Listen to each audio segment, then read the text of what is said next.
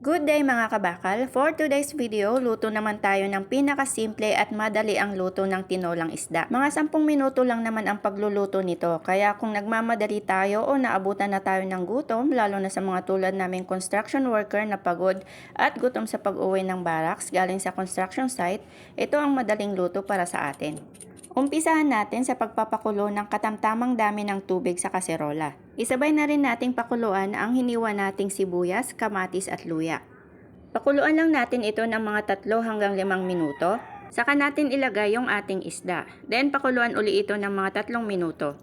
Pagkatapos ay timplahan na natin ito ng pampalasang asin at saka magic sarap.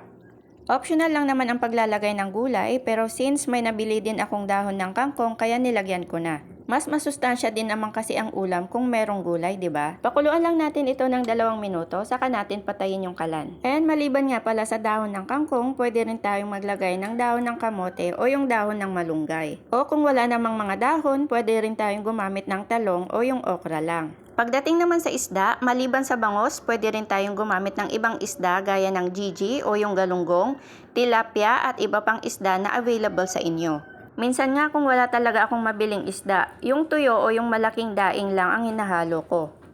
So this ends our video. Thank you for watching. Bye!